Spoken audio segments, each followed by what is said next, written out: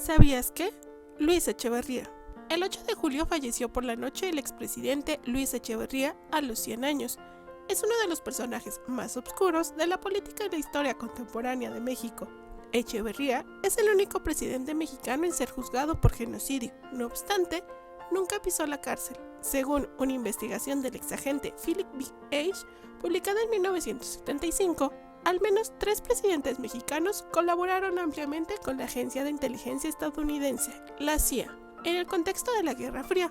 Uno de ellos fue Luis Echeverría, quien, según la versión del exagente, colaboró bajo el nombre clave de Litempo 8, desde antes de sentarse en la silla presidencial. Gran parte del gobierno de Echeverría se vio marcado por acusaciones de que él fue el responsable por la matanza del 68 en Tlatelolco, donde cientos de estudiantes universitarios y civiles perdieron la vida a manos del Ejército Nacional, semanas antes de los Juegos Olímpicos del mismo año. Cuando ocurrió la matanza del 2 de octubre, Luis Echeverría fungía como secretario de Gobernación para Díaz Ordaz, por lo que muchos expertos afirman que el expresidente mexicano tuvo participación en estos hechos. El escándalo del 68 no fue lo único que ensombreció el gobierno de Luis Echeverría. Durante su gobierno, el expresidente prohibió los conciertos de rock en clubes y grandes escenarios, y las canciones de este género no eran transmitidas por las estaciones de radio. El sexenio de Echeverría, que comenzó a finales de 1970, no solo mantuvo la tradición de controlar los principales medios de comunicación.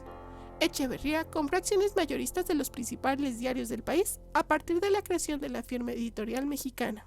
El momento más polémico de la trayectoria de Luis Echeverría como presidente de México fue sin duda aquel movimiento judicial conocido como el Halconazo. Cobró la vida de cientos de estudiantes en la Plaza de las Tres Culturas en la Ciudad de México.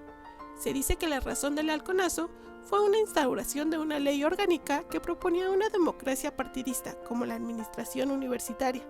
El gobierno federal, al no estar de acuerdo con la resolución estudiantil y magisteriales, redujo el presupuesto de la UNAM, lo que provocó un enfrentamiento. Durante el mandato de Luis Echeverría, la guerra sucia aumentó en intensidad y dejó de ser una operación extraoficial para convertirse en una política institucional ejecutada por las Fuerzas Armadas. Desde la base militar de Pie de la Cuesta, en el estado sureño de Guerrero, entre 1974 y 1981, se llevaron a cabo distintos vuelos de la muerte que cobraron la vida al menos de 1.500 personas, principalmente de opositores, simpatizantes y miembros de grupos insurgentes organizados en guerrillas al sur del país. Durante la época de la Guerra Sucia se reportaron detenciones clandestinas, destierros, persecución, tortura y desapariciones, así como comunidades indígenas arrasadas que terminaron por marcar la carrera política de Luis Echeverría. En agosto de 1976, 4 meses antes del fin del mandato de Echeverría, el embajador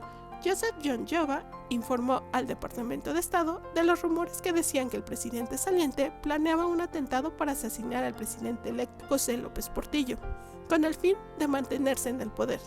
Aunque el gobierno de Luis Echeverría finalizó en 1976, 30 años después de su sexenio, el expresidente fue acusado por genocidio debido a la matanza de Tlatelolco, cargos que fueron retirados en el 2009. Sin embargo, en el 2015, el INAI ordenó a la Procuraduría Federal hacer públicas las averiguaciones relacionadas con el Halconazo y la matanza del 68, con las cuales el Instituto Nacional de Transparencia, Acceso a la Información y Protección de los Datos Personales consignó por genocidio a Echeverría y a varias personas más.